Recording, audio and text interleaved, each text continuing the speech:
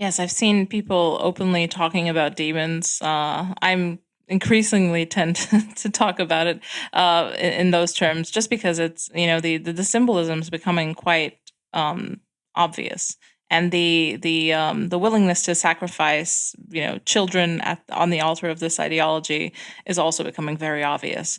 And the callousness with which people are doing that is also very obvious. So I don't really think there is a better metaphor than essentially demonic possession of our culture. And people make fun of that. The kind of the Reddit tier atheists are like, oh, everyone's sounds like I don't know, 1980s Tipper Gore, school marm, like, oh, the satanic panic. I don't know. I was one of those people. I was definitely one of the deepest, most Reddit atheists you could ever find. Very, very cringe. And I understand why this language is needed now, because you've got a very good a little useful little meme that you apply to many situations. They're just evil, and they wanted little kids. And since I've become a mother, my spidey senses about this have become very, very highly attuned to what's going on, and it's pretty disturbing what I see every day. And I know I'm in my right wing echo chamber, and I see relatively cherry picked stuff and the extremes, but still this stuff is ratcheting up really, really fast. And the Overton window on the pedophile side is there's someone trying to pry it open quite violently. Yeah, there's a number of people doing so aggressively, and it's they don't feel the need to hide it anymore. And why would they? It's the logical extension of their moral reasoning. Consent is the only value, and at the end of the day, if children can consent to changing their gender, well, there's only one more step left, right? And you know, this is the thing about one of the things I don't like about, again, the IDW types, or those that have moved away from progressivism but still hold on very strongly to the liberalism. They always think that they're scoring points by pointing out that, oh, this is just like the moral majority in the 1980s. You sound just like those evangelicals in the 1980s. Funny thing is, they were right about everything, right? Like, the slippery slope is the undefeated champion. Like, it was right about everything that was going to come down the ladder. It may have been underestimating it by too much, actually. If it has any fault, it's that the moral majority of the 80s undersold what would be coming down the line. And I think that, like I said, the ability to translate a lot of those evils into very secular, cold, scientific language allowed a lot of this stuff to advance without critique, right? Opposition to these things was ignorant and religious and foolish. Enlightened, scientific, progressive people understand that there's no inherent difference between men and women. There's no real difference between a heterosexual and homosexual relationship. There's really just no ethical difference between these things. They're purely scientific. They're chemical. And by translating it into that language, they were able to shame a lot of people out of their disgust factor for things like sexualizing children.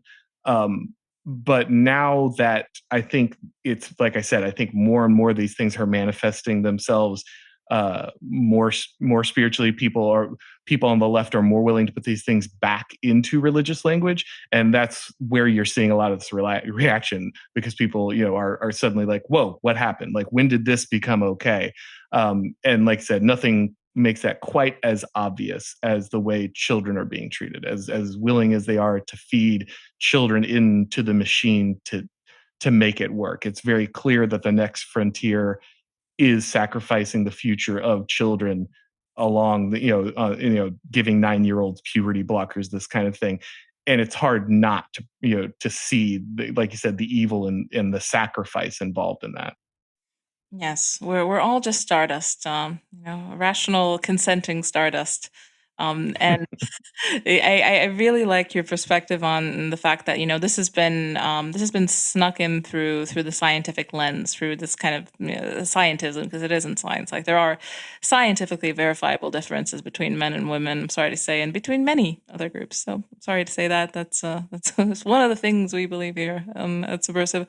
Um, but also the fact that making it science means that the frame we're already talking in. Because I feel like especially with the transgender movement, which wasn't a thing. I mean, even 5 years ago, this is a very new, like you said, micro category that's becoming a martyr.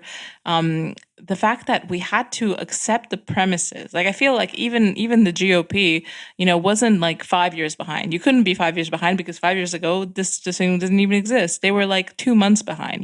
Things were already negotiated at the level of, oh, teenage girls should probably not be able to use puberty blockers or get a mastectomy, and that was the considered GOP position on the problem. While I've, as a terrible, disagreeable woman, I'm like, why are we accepting the premise? This whole thing is absolutely insane. Men cannot transition into becoming women. This is the level of that the discussion has to start, not about who's cutting which parts off and who could and who gives their consent about this stuff. And I thought that was absolutely insane. Like the second I dropped into the conversation, things were already so far along because like you said, this has been smuggled in through the language of science, where anything is interchangeable. The only thing that matters is the homunculus that guides the molecules through the space goo or whatever Reddit metaphor you want to use. So I feel like, is there any possibility to as considered realistic people to step out of the framing that we've been given and take it back to reframe things, like not always be in the Democrats are the real racist frame, just completely step out of it. I know it's tricky, but is there a possibility? Yeah, there is, and it's stepping over a lot of that language. It's one of the things Nick Land says is whenever there's a disagreement, there's a possibility to rule, and that basically, like, once you engage in a dialectic on these kind of fundamental axioms, like children, you don't sexualize children. Like once you engage in that discussion and you're in a negotiation, and then once you start that negotiation, it will move left. It will, and there's no way to avoid it. You have to have core values that are untouchable and undebatable, which goes exactly against liberalism, right? Everything is debatable, everything is up for discussion, everything can be arrived at a rational, no, it can't. The answer is you can't sexualize children. That's it. That's the end of that. There is no discussion on this topic. And until that's a position people are very comfortable having, and they don't feel shamed by saying that, they don't feel like they are intellectually lesser by not going out and needing to cite 19 sources to prove that you shouldn't sexualize children.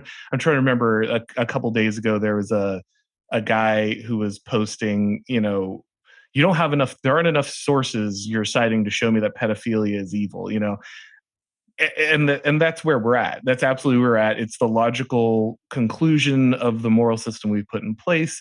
And if you continue to embrace this ethic of, I have to be able to bring the rational argument to every situation to defeat an evil idea, you're going to lose. You're guaranteed to lose. There's these people, there's C.S. Lewis has a book.